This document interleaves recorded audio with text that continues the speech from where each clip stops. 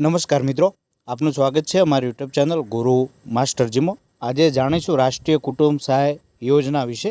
તો ચાલો જાણીએ। નવા હો તો ચેનલને સબસ્ક્રાઈબ, લાઈક અને શેર કરજો। રાષ્ટ્રીય કુટુંબ સહાય યોજના કોને લાભ મળી શકે? તો સહાયની પાત્રતા માટે ભારત સરકારે નક્કી કરેલ ધોરણો મુજબ ગરીબી રેખા 0 થી 20 સ્કોરની યાદીમાં કુટુંબનો સમાવેશ થયેલો હોવો જોઈએ। બીજું છે, કુટુંબનો મુખ્ય કમાનાર વ્યક્તિ સ્ત્રી કે પુરુષ મૃત્યુ થાય તો એમને લાભ આ મળવાપાત્ર થાય છે। આમ તો કોઈ કુટુંબને મૃત્યુ થાય એટલે દુઃખ તો હોય જ, પરંતુ આ યોજના મળવાપાત્ર છે એટલે અમે તમને જણાવી રહ્યા છીએ। મૃત્યુ પામનાર પુરુષ કે સ્ત્રીની ઉંમર 18થી વધુ અને 60 વર્ષથી ઓછી હોવી જોઈએ।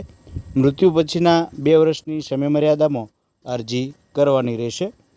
મળવાપાત્ર લાભ: કુદરતી કે અકસ્માતે મૃત્યુ પામનાર કુટુંબને 20,000ની સહાય એક વખત આપવામાં આવે છે। અરજીપત્રક ક્યાંથી મળશે? તો મામલતદાર કચેરી અથવા તો જનસેવા કેન્દ્ર હોય ત્યાંથી। બીજું છે, આપ ગ્રામ્ય કક્ષાએથી વીસી જે હોય છે ગામની અંદર, એ ગ્રામ પંચાયતથી અરજી ઓનલાઈન કરી શકાય છે। તો આ યોજના હતી। આ બાબતે કોઈ પણ પ્રકારનો પ્રશ્ન હોય તો જરૂરથી કોમેન્ટ બોક્સમાં જણાવતા રહેજો। થેન્ક યુ, આભાર।